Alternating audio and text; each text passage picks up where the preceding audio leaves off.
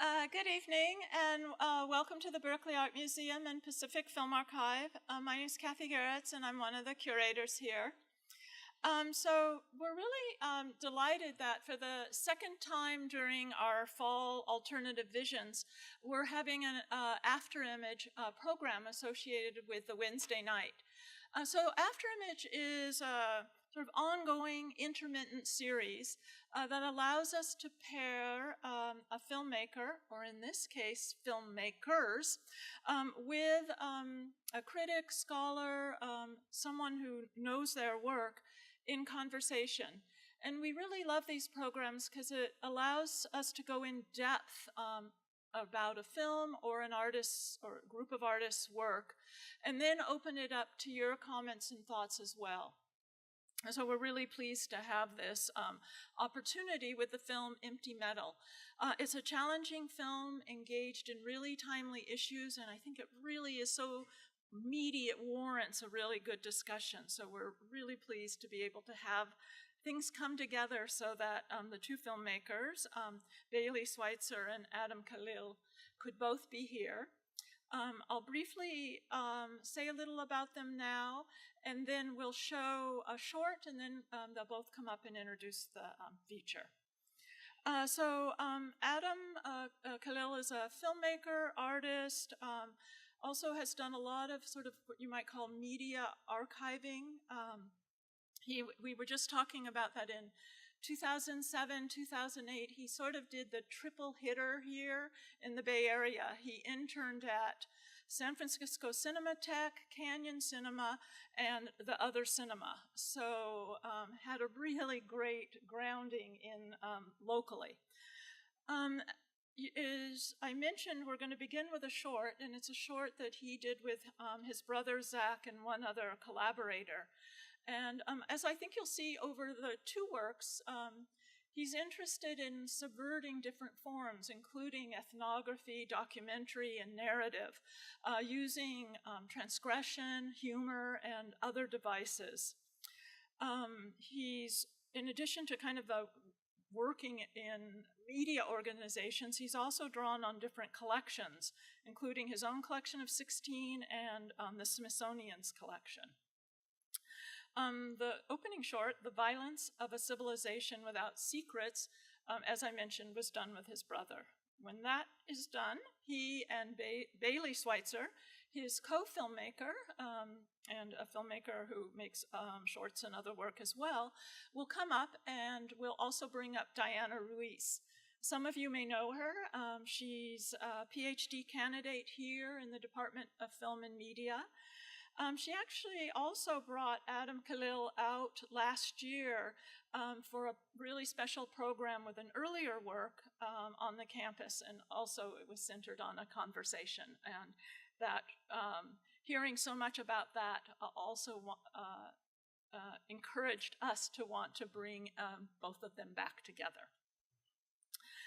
We think, I'm fairly sure also, we'll have a special surprise guest, or not in the calendar, Sam Richardson, who's an actress in the film and also in the band Salty. So, Sam here yet? Yes, okay, so that is happening. Okay, so we'll go directly to the short, and then we'll bring down some of our guests. Thank you so much for coming. So I'd like to introduce Khalil and Bayley Sweitzer, and they're going to say a little something. Hi, Ali Bojo, Shingwak Indigenous Bawating and Dunjaba. My name's Khalil, member of the Ojibwe Nation in what's currently called Northern Michigan, but live out in Brooklyn now. Hey, I'm Bayley Sweitzer. So just that film I made with my brother and another collaborator at Jackson Paulus, but then also Bayley and Jackson and my brother and I have all worked together on a bunch of stuff, just to separate out the two, make it clear. Yeah. I didn't have anything really directly to do with that movie. We talked a lot. Yeah. Just want to thank Kathy and Diana and Jeffrey for helping put all this together. And thank everyone for coming out. The film scene and culture in this area means a lot to me, and I think informed a lot of the decisions in this filmmaking process. So it's pretty meaningful to bring it here, to a place where I've seen a lot of movies. And happy Halloween, and I know Halloween's really big in this town, so thanks for coming out on Halloween. It's going to be a spooktacular evening. So yeah, I guess we're going to show Empty Metal next. This was a 50-50 collaboration between Adam and myself. And a lot of our friends, some of which are here, in terms of performer Sam Richardson, will be joining us later. I don't know. Both films were sort of made at the same time. There's a lot of overlap. Empty Metal we made over like 3 years, and it's still pretty new to the world. So we're just starting to kind of screen it now. Enjoy. Yeah, right. Thanks for coming out again, and see you all on the other side. Okay.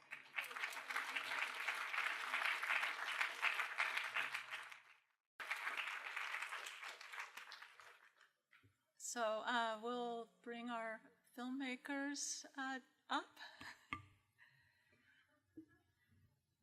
I wonder what film you're from. So we'll try to figure out who's who here. But I will introduce Diana Ruíz, because I know which one is her. Hi. Welcome. Happy Halloween. Let's give them another round of applause up here.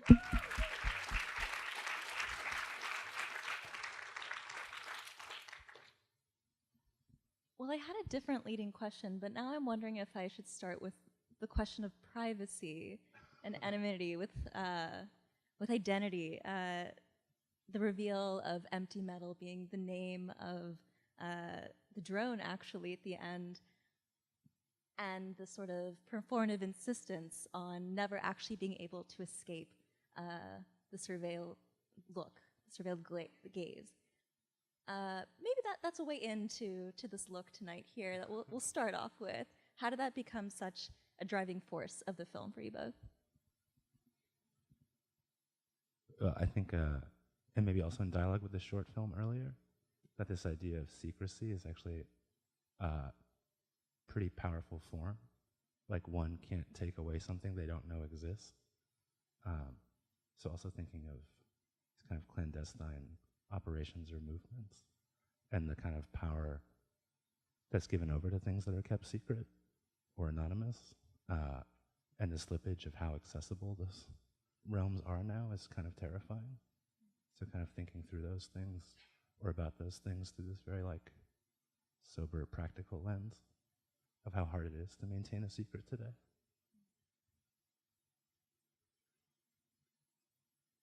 Yeah, I mean, it's like, for sure you can't, especially if, you know, and I don't know, any insurrection can't, like, there's very few tools in their toolbox that the opposing force doesn't have, you know, and using this idea of telepathy as like a natural evolutionary step towards privacy, and the one means of communication that can't yet be surveilled. I don't know. It seemed to make a lot of sense, because you got to plan something, you know, and then that plan, you know, if the plan is known, then, you know, you have nothing. Absolutely. But also, we're not. I mean, I don't know. This is just sort of like a Halloween costume, and I'm not necessarily trying to hide from you guys. That one's Bayley. I'm Adam. Well, I'm glad you brought up telepathy, because for me that was one of the great pleasures of watching the evolution and revelation of the band, right? And I'm wondering if maybe you could both speak a little bit to the idea of what it means to try to represent and to think about both the personal revelation and also the collective revelation.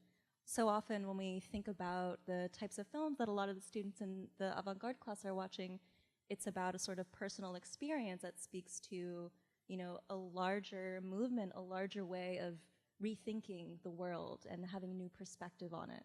But there's a tension between the personal and the social or the wider body. So how did that work in this film for you?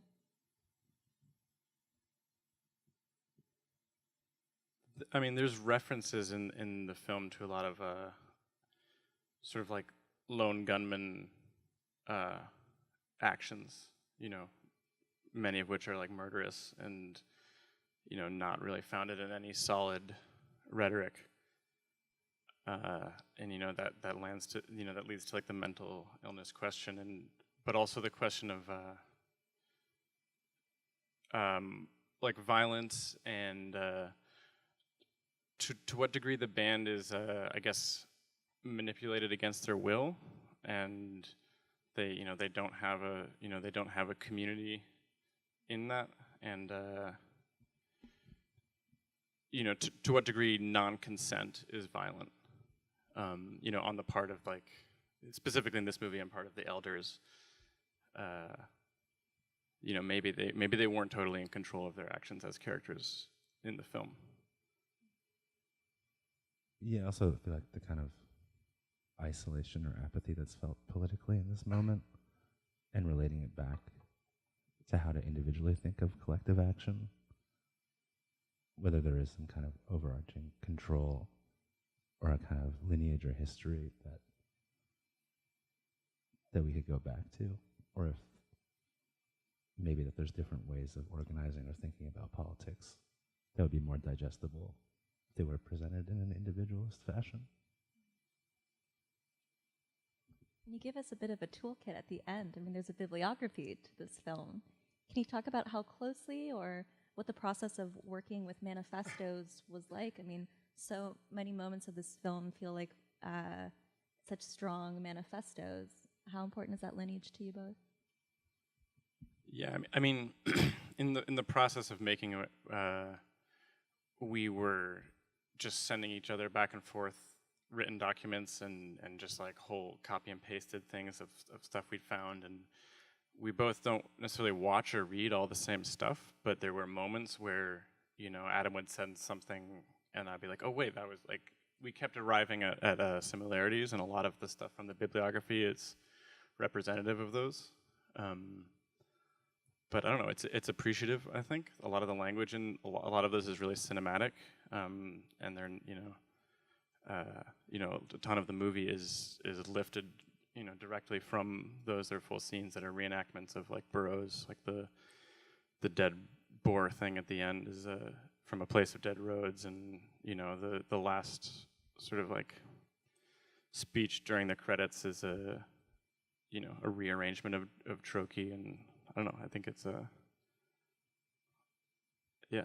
Yeah, like from the start of writing the film and making the film together, I feel like we always talked about how to make a narrative film that would be about ideas and not characters, and really like prioritizing the thoughts going into it as opposed to kind of like people's connection with who they're seeing on screen.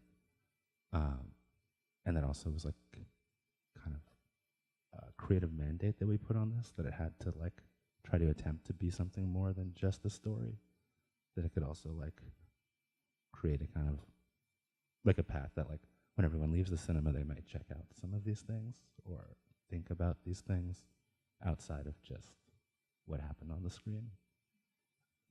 That being said, a lot of them are like really weird and really surreal and like not straight up, you know, political calls to action in the normal sense. And I think there's that mystical aspect to it that was exciting to me in terms of the idea of like a spiritual revolution and something that hasn't quite been named yet and may never be, and is pretty open-ended, but definitely incorporates like absurdity and humor, and like, which I think is you know, has a perspective. Like if you really take a step back and like look at the whole situation of what we're dealing with, it is like a little, you know, it's a little absurd, and it's a little, you know, it's tragic, but there's outrageously funny and like fucked up aspects to it that I think a lot of the bibliography, you know, encompasses, and I think narrative is a good way to, you know, bring people into that world. Like we talked about the movie a lot as being this kind of Trojan horse, where it would have like the look or feel of like a narrative film, but all this other stuff would be invoked or like embedded within it. So Yeah, I mean, that being said, it took us a long time to arrive at what you guys just saw. You know, it was a weird long journey, and like I would say almost every other version of this, which there were many, are I wouldn't stand by. This is the only version that I like stand by. Why is that?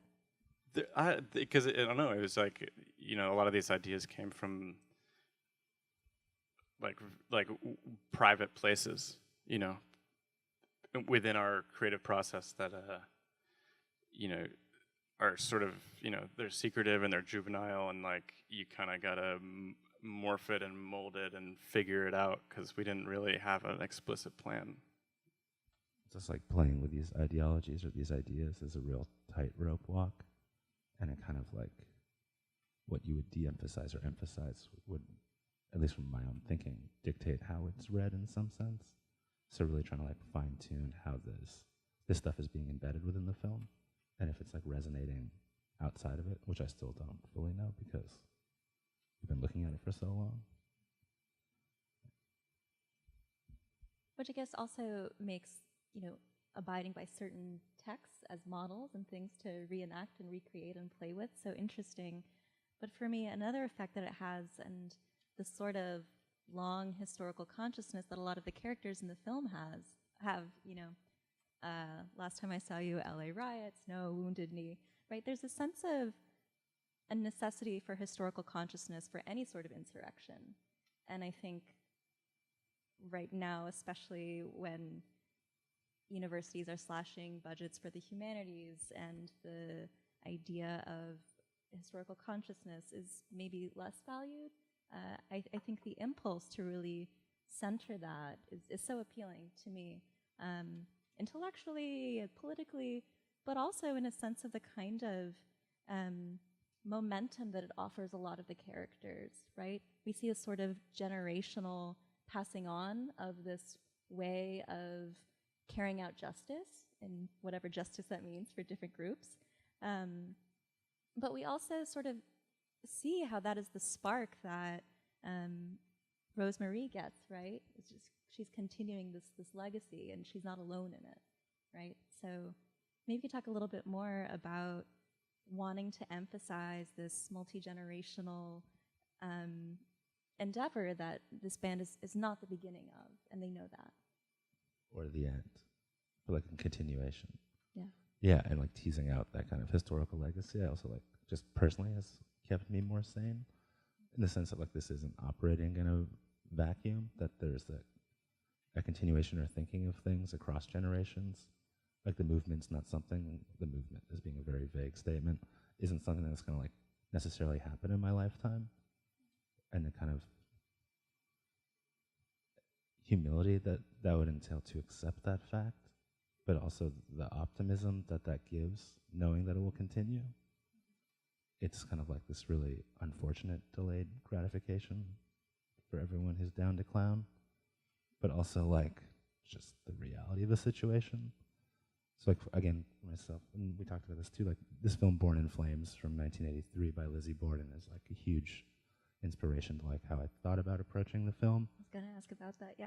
Because I saw that at a very, like as a teenager, and it was like all of the things that film is talking about, like in terms of like insurrectionary, intersectional politics, are still like what we're talking about today. And at one sense, I felt that was like really disheartening, but in another way, I was like, whoa, that's also like really inspiring. That's now like legible within the past to kind of continue on that project or carry those ideas forward. But also in terms of like the, you know, before we go into Borden, but I think we tried to introduce some criticism of generational, you know, the older generation in terms of this like teaching and, you know, pedagogy like and Spanish, student you know, teacher relationships. There's skepticism. I mean, maybe it didn't. I hope there's some, you know, the younger generation is like, are these guys like, does their methodology, do their ideas apply to the current situation today? Like, you know, to what degree are they just, you know, leaning on the, you know, the tenets of something that's outdated? It's constantly evolutionary, it's constantly changing, and I don't know. I think you should take everything you're taught like with a degree of criticism. Yeah, because like the idea of like what the elders give the band is also like no hope or no future. Like they're very much manipulated in some kind of way. And having been around certain circles, seeing that kind of pedagogy being passed down, coming from a place of good intention, but also maybe like not listening to what younger folks are thinking or feeling or what's happening in that contemporary moment, and yet questioning the forms that takes. And if, yeah. I'm thinking of that moment where the mother-daughter scene, is violence the only way? And it's just an unequivocal yes, right? And there's something that feels so shocking to see that, right? Plenty. But like she could be wrong. Maybe you're like that's.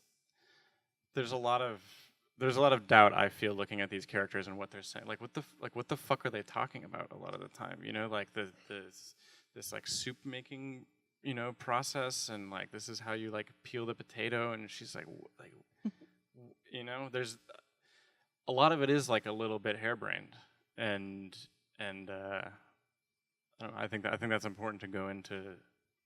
This is like keep everything on the table, but don't like accept one thing as this like blinders on, like dive completely deep into one reality or one way of doing things.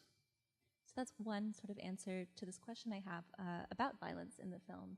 And it's so clear that there's a lot of exploration, like what you just said is one angle of a sort of meditation on violence.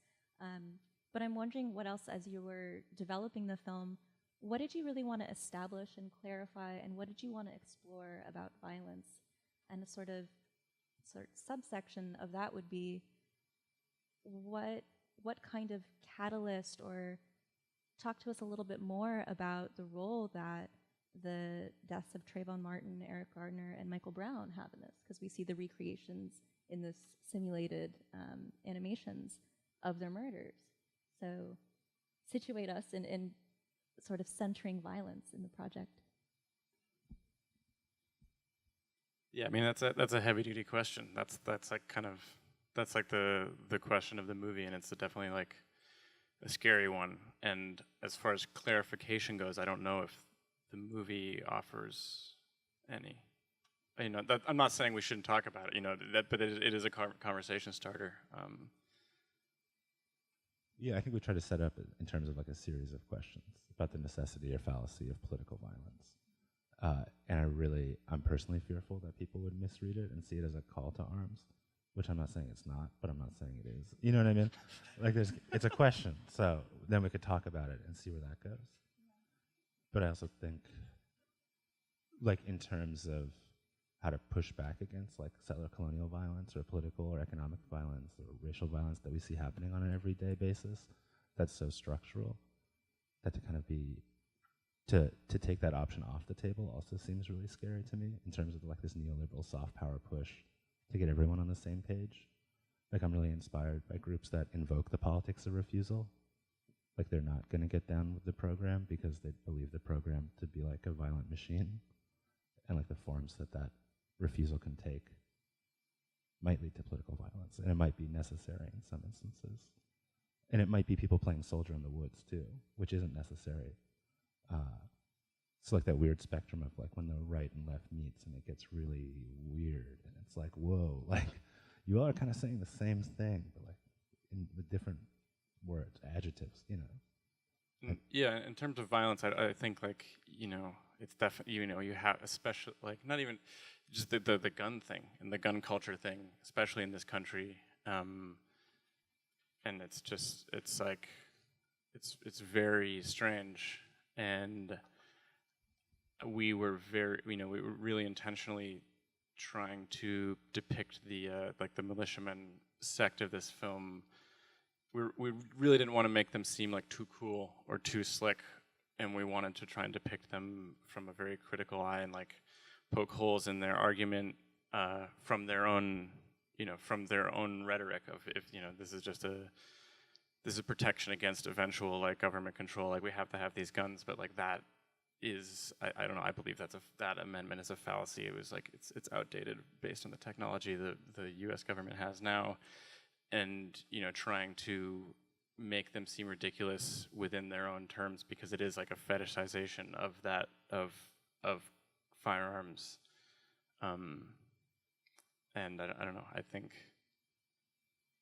it's just really strange how people will and do and definitely like identify with that thing, and it's in the identify yourself with your weapon is just like a crazy concept, especially like when you're like a civilian in the confines of the U.S.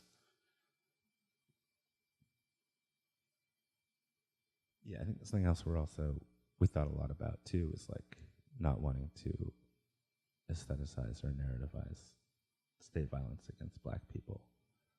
And like we're skirting a really fine line with that, with the weird Taiwanese news footage CGI reenactments. But I also feel like we're hopefully putting the emphasis on the perpetrators, not the people who were murdered. So it's not trying to claim to tell someone's story, but also looking at it as like this kind of catalyst or this like zeitgeist moment within the culture for this thing that's been happening forever to many people of color in terms of like execution by the state in a variety of capacities is it's interesting how like these three instances like kind of caught the nation's imagination when in actuality it's been a continuing process. But it's icky territory. The movie kind of freaks me out a little bit. Yeah, same. This movie's yeah. Did you want to say more? No, it's a freak. Yeah, this movie freaks me out. There's this sense that I feel, I hope you all are watching the credits, always watch the credits, that I feel the land acknowledgement at the end of the credits really sort of encapsulates the spirit of asking these questions and exploring and meditating and poking holes in things that the whole film does on many different subjects, including this, but that the land acknowledgement is not closure, acceptance, or resignation of the settler colonial state and the violence that has continued to perpetuate in the present, right? But that's it's so funny because that sort of second chunk of a land acknowledgement is like an acknowledgement to the acknowledgement, and it's like so necessary to express that, but at the same time, it just like is this never-ending chain of like, we're saying this, but we still have to keep talking about it, and like it's like almost like that deserves like another amendment or something, and it's We also like, as an indigenous person in what's currently called the United States, I've like compared to other settler colonial nations, there's kind of a lack of awareness that this is an ongoing settler colonial project, and that's like one of the strengths of land acknowledgements, that hopefully like it drives that home, but then also like doesn't get folded into this neoliberal empathy construction of like, now that we acknowledge that, we can like move on. It can become a really easy out, right.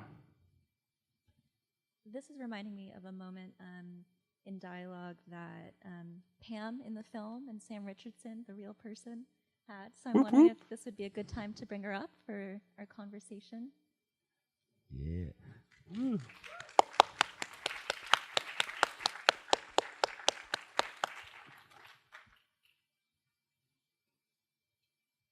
So as she's making her way down, I'm thinking about this moment quite early on in the film, where in Queen Omega's viewfinder, and Pam is talking about the sort of responsibility that artists have and sort of ethical questions of what to do in more urgent times. So speaking between your character and yourself, and also opening this up to more thoughts about the production of the film itself, how you all worked together, what that was like coming from very different worlds, and putting them all together. So Sam, start us off. Is this okay? Yeah, I mean, I guess that scene in particular, like we discussed, is sort of focused around a lot of conversations that we have often. I mean, I know Bayley and Adam as friends and collaborators, but also as like a community of artists, I suppose, coming from various identities and places, it's consistently a question of like, what is the responsibility? what does it mean to have a platform? How does your own experience and where you're coming from inform what you do and share and who you work with and where that goes? So that scene was kind of an expansion, I guess, on an actual conversation that is ongoing and evolving and something I personally think about a lot, and I think plays out in different ways in the film, especially along the lines of representation and identity politics as well, I guess. Yeah, maybe also just for context too, like everyone who's in the film are very close personal friends of ours who are also amazing, talented artists in different capacities. So in a lot of ways, like the conversations that are happening in the film are like heightened, slightly absurdist versions of the conversations were happening in real life. They're over the top. Yeah, like everyone's kind of playing a caricature of themselves, but it's hopefully in like a sense of being self-critical while also engaged or something. Yeah, I mean, you gotta be. It's a movie, you know. You gotta be over the top. That's fun. Like you have to push it, and what you're, you know, like it's a version of something like we may have said, but it's also like it's like putting it out there, and I think it's like portrayed in a pretty like critical light, even though like I don't know, it's a. Yeah, it was really good. It was really awesome improv. Yeah, I mean, it's a hyperized version of that conversation for sure. Yeah. Not explicitly, like. It's not a quote. It's not a quote. Yeah. The three band members, you know, we like had this conversation many times about like to what degree do you want to be playing yourself, you know, and some of them were like, I'll keep my name. Some changed it, you know. Some were. Sam became Pam. Yeah, you know, Austin really wanted to distance himself from that character, and he, as a person and as artist, is a very different person. And he really, you know, he changed, and you know. So I think we were pretty open about that conversation, and just checking in, and making sure everyone was cool with like the degree to which it was self-reflexive or documentary. But also, I think it's just like a conversation that we're always having. Like, what is art effective as a political tool, or like to what extent it's effective? And it's a really scary question after I've invested most of my life in pursuing it. I was like, oh shit. Yeah, I mean, to what degree are like we as filmmakers just like the band Alien, and that's in there. I think, you know. Do you agree? Or that like that conversation has to do with like asking what is the point of this, and like does this do anything, and does it inform? And I don't know if I have the answer to that, but it is something I think about a lot and we talk about a lot. And Rose and Austin, who are the other two in the band, are very good friends of mine, and you know, we just talk about that a lot. You know. Rose's situation is interesting because she chose to have her real name be her real life performance name. So her whatever. This is maybe too much, but I just think that's funny. It's like, whoa.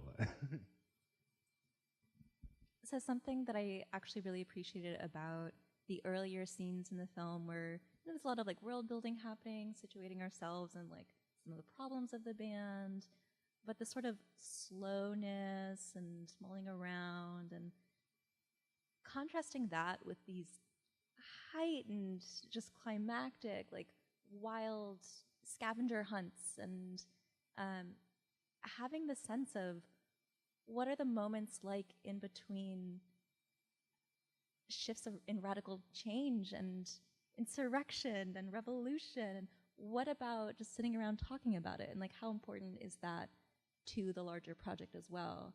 And I feel like it's actually quite rare to be able to have a sort of attention to that slowness and that in-between before, you know, the clear planning or the action itself.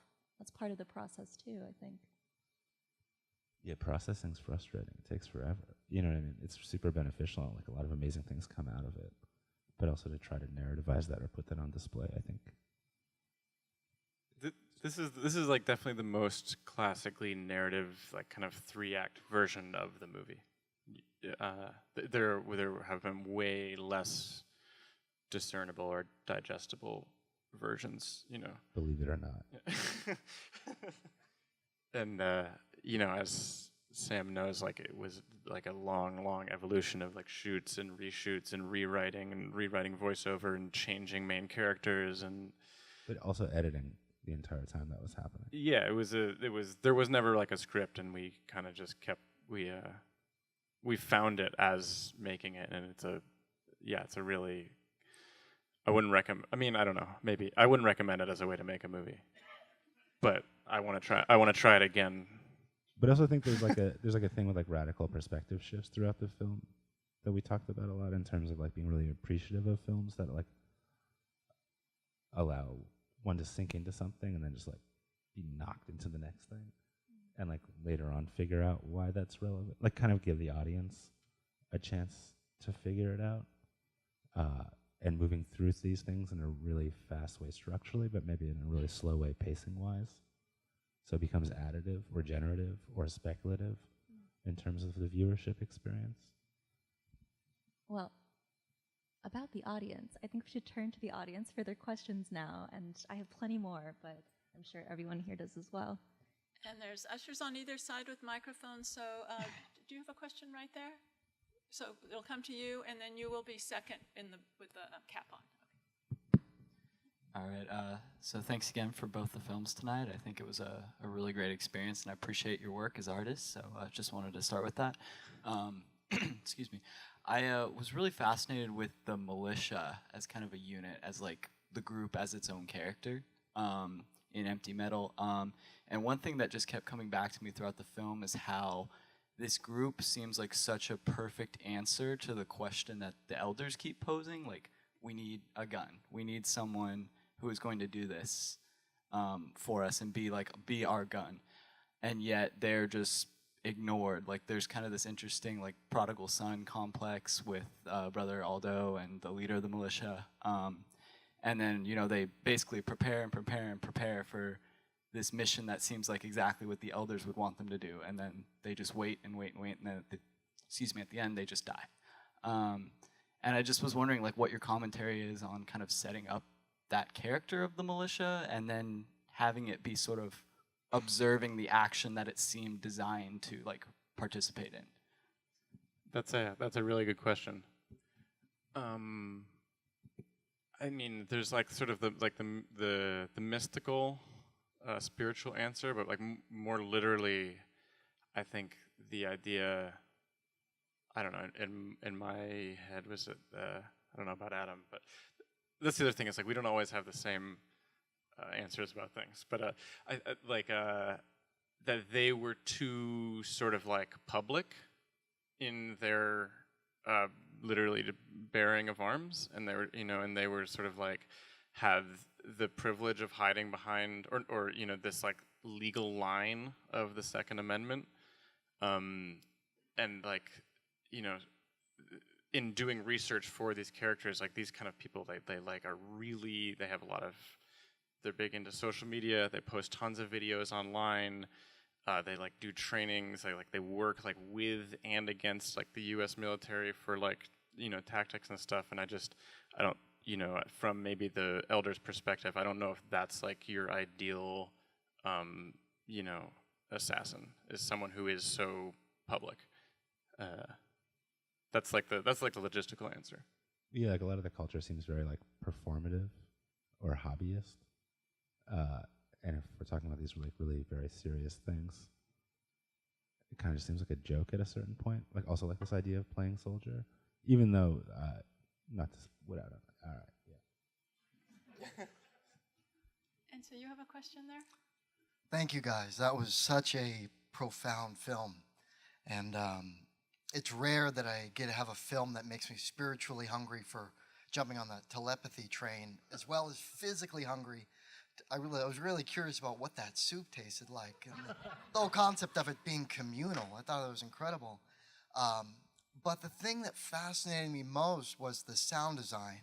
And when I saw the credits that you guys did the sound design, wrote the script, directed it, as well as acted as the bringer of the best dangerous beer. So these guys rock. Like, you see their vision represented in all the mediums of how we're seeing and hearing it. And with the sound design, you really hear the beard on the boar. You really hear the clanking of the bean can. You hear the eggs cracking. And that concept of it's a band, the bringers of sound as the bringers of this message. It's through the presentation of sound that we hear the inner dialogue of the telepathy. And I'm just wondering if you guys have any comments, having done the sound design in conjunction with being the editors and directing, if you have any other comments about the sound design. The first thing I will say is that filmmaking is a pretty exploitative thing, and there was a lot of people involved in the sound in like a lot of different ways, from the people who were recording the sound to the people who mixed the sound to also Layla and Doug who made the sound. Chris is in the house. What up? Chris did the music. There's like a lot of different people who worked in the music and had contributed little pieces, even if they were asked afterwards. But Chris did the music for like the that weird scene when the 3D animation is first introduced, and Alex and Oba are like on the bed and they're philosophizing, and it's like God, I love those sounds. Yeah, that's a really good piece of music. But yeah, I mean, it's definitely a collab. But for us to take credit for the sound to be perverse because of the amount that other people put into yeah. it. Like we did come in with like a vision or an emphasis on like sound is really fucking important. You know what I mean? And especially in this kind of like LSD soaked film where it gets funky or weird, and that sound could also be like a trigger in a way that's also in the same way that like dialogue or testimony or performance would be.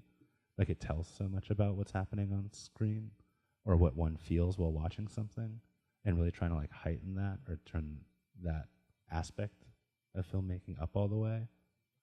But also like the people we work with are just like, I mean, music's the best. It's like way better than movies, and I like there's some, I don't know, it's really special stuff, and it was also like it's working kind of with a lot movie of about music too. Yeah. Almost everyone in the film at some point makes music as well. So even like on set, thinking about sound and how it would function within creating a scene or a mood or a world. There's a question right there. Yeah, thank you for both of these pieces. They were really fascinating. Something that came to mind over and over and over again was kind of this idea of violence as a catharsis. And, you know, like, who wouldn't want to murder George Zimmerman, right? Who wouldn't want to murder Darren Wilson? And I'm kind of wondering, because the people who were assassinated, you know, have enacted harms on a specific community, and it's the kind of imagery of that community's expression in the street that kind of opens the film. And I'm really interested in your decision to have people who were not Black to carry out these acts of what is essentially like catharsis. So. Really good question. Well, this thing we're trying to embed in the film too is like who has the right or claim to catharsis, or like not well, first of all, like there are members of the band who are Black. I don't know if that's weird. Yeah. But also like this desire to fulfill that catharsis from people who aren't experiencing that is something we're interested in like investigating or analyzing. Like a kind of like self-righteous empathy construction that would lead someone to feel compelled to correct something that might not be the most relevant thing for them to correct, or like the thing that they could have claim to the most. And that kind of messy territory is interesting, to me at least.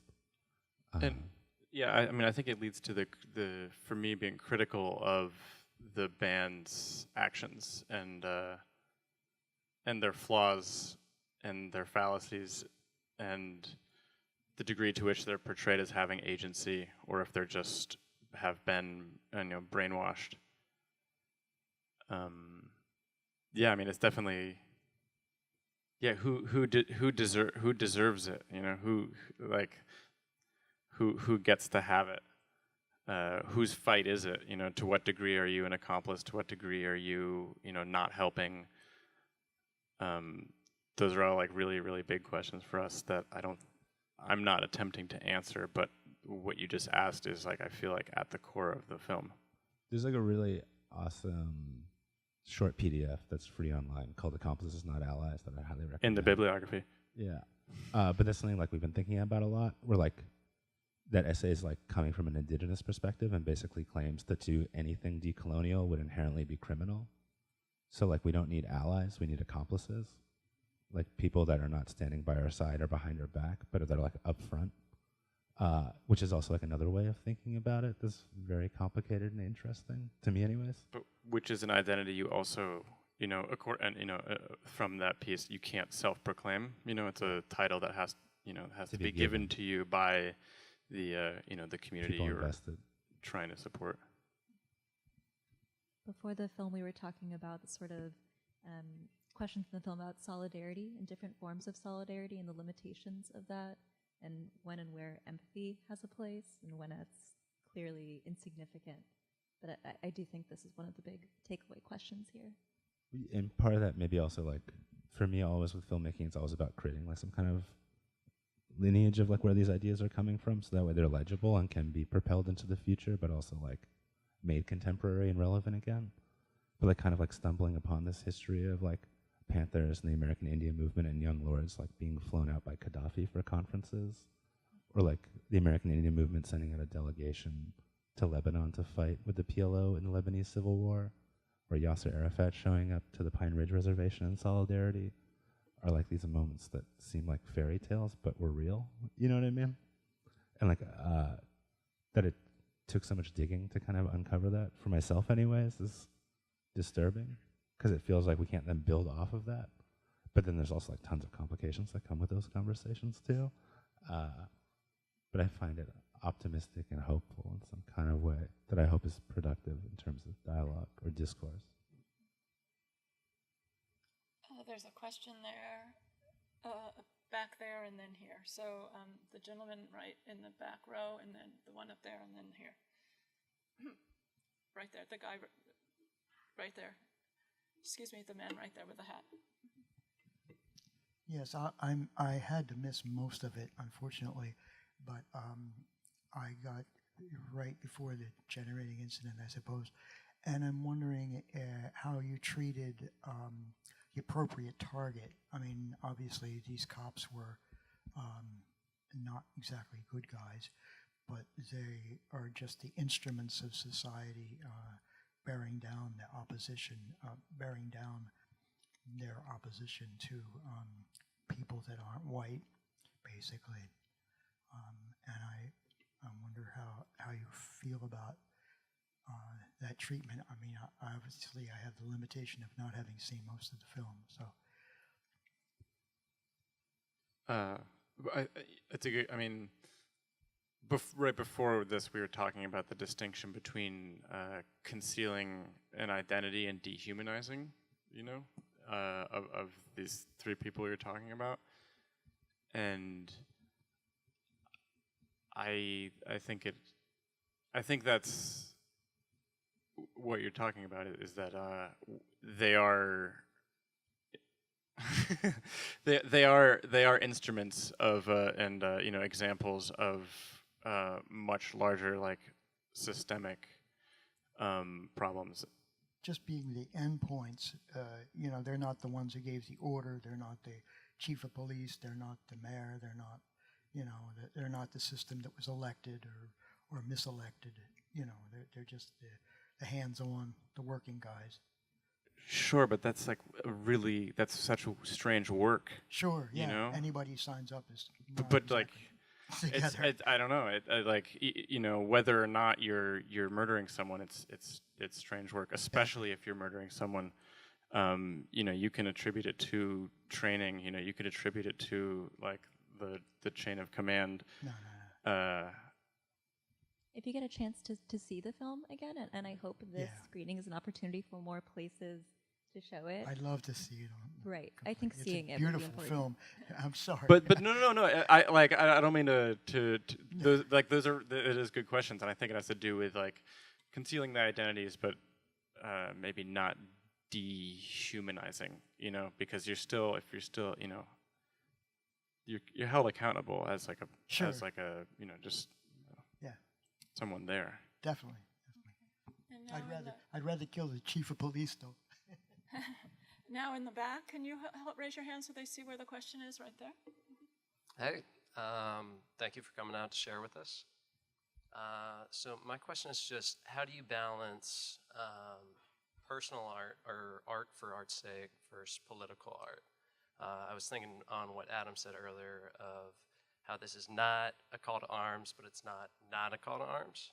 So I guess it's just about like, when do you feel is a responsibility to try to change a system that's messed up versus, like, I guess a sense of hopelessness of how possible that is? I think there's always a responsibility to change a system that's messed up, but I'm not going to tell you how to conduct yourself, you know? Yeah, I didn't get into art to tell people what to do, but I personally don't believe in art for art's sake. Like, that kind of expressionism just seems kind of superfluous. But, like, whatever, people do what they do.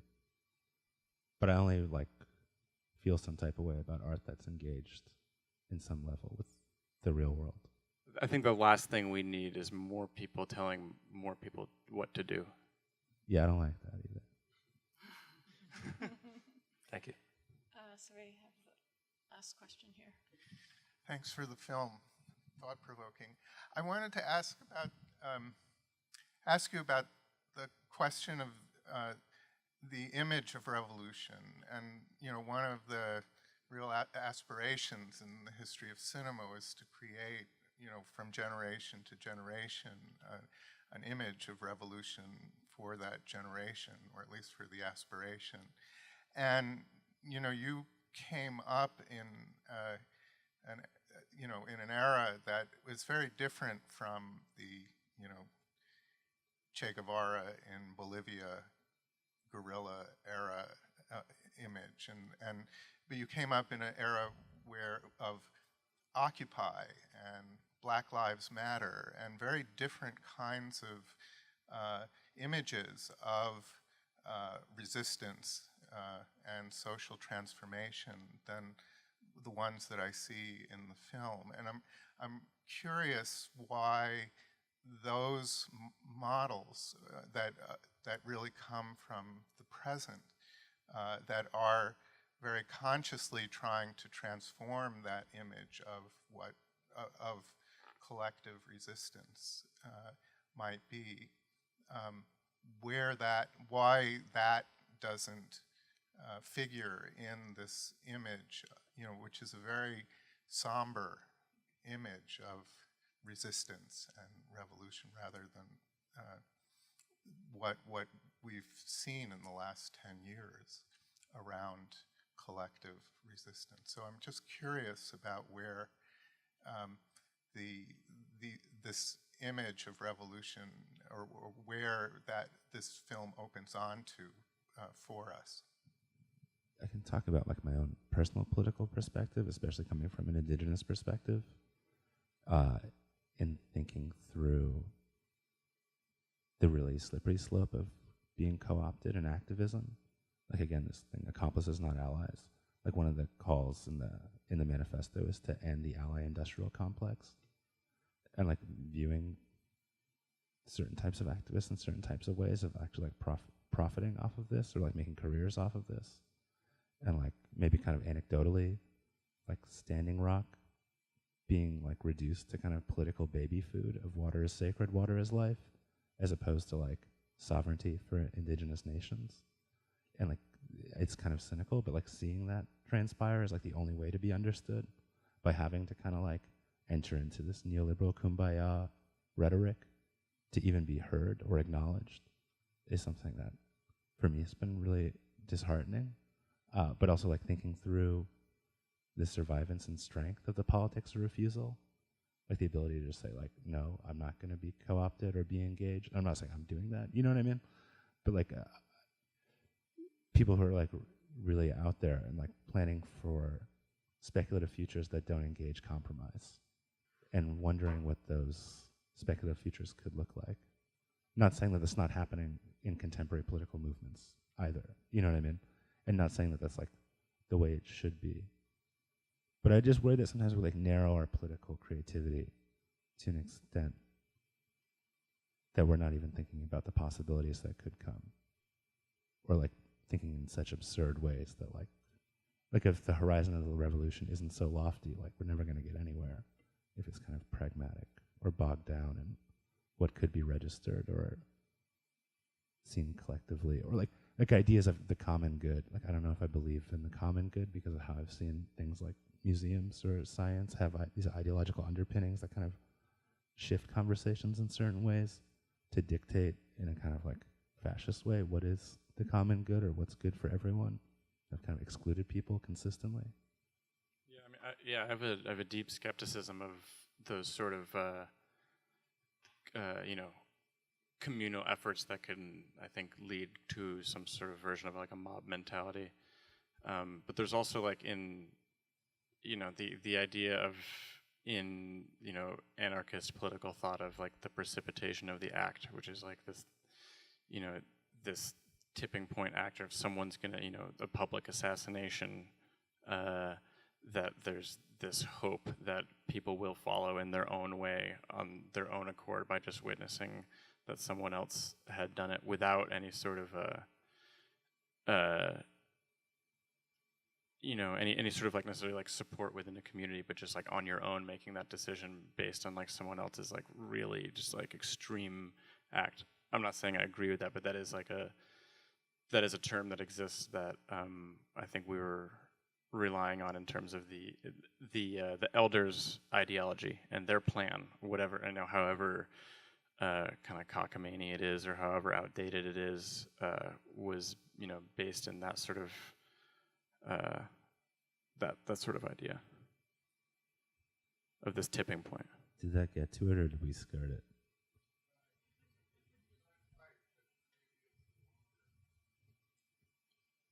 Down to talk afterwards too. Could you please have a mic? I mean, the UN critically about the kind of model of resistance that the elders are sort of pushing on the younger people or cajoling them. I mean, this image of the small cadre withdrawing, guerrilla warfare, that kind of thing. So there seems to be a critique. I mean, there's this idea of that with the surveillance, there's no way out. But it seems to me that that in the present, people have been experimenting with other kinds of models for resistance and refusal and so on. I mean, I guess I saw Standing Rock as much more intense than the way you were describing it. I mean, people really, I still think it was intense because of like the underlying factor was like invoking self-determination and self-governance and sovereignty. Yeah, but does self-determination and sovereignty mean withdrawing into the sort of guerrilla, the image of the guerrilla model of resistance? Is that There's like this funny thing though, like on like cable news and stuff, where they're talking about U.S. politics devolving into tribalism, and I'm always like, oh really? Yeah, like, well, that's I mean, not that's us. the thing, is that what we've seen, I mean, this idea of these lone guerrillas, sending, on the right, Yeah. going into shooting up synagogues and sending pipe bombs. And I mean, in a way, the right has appropriated the image of guerrilla warfare, that was at one point, the image, a kind of romantic image of revolution. But that's also not new necessarily either. No, Like abortion right. activists have been doing this forever by like blowing places. Yeah, up. I guess I'm just you know, the distinction that I need to make is that, you know, the assassinations depicted in this movie were like targeted against really like specific people, and were not targeted against like someone who embodies an idea. You know what I mean? You just listed, you know, I wouldn't even call what you say guerrilla warfare. well, they would. Of like shooting up a synagogue. You know, that's not like against a specific person who has like, you know, video evidence against them for committing like murder. You know what I mean? Okay, you know what? It We is a longer actually, discussion. Are we time where we have to stop? And it's very clear that this film has raised lots and lots of questions, and there's lots more dialogue to go. So if you have any last little things you want to say, did you, Bayley, want to say? No, we should talk about it more though. Yeah. Yeah.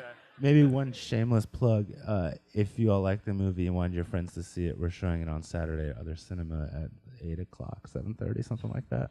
Artist Television Access. Artist Television Access, 21st in Valencia. in San 922 Valencia. There you go.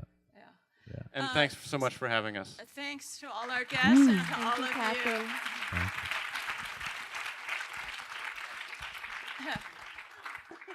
Keep talking.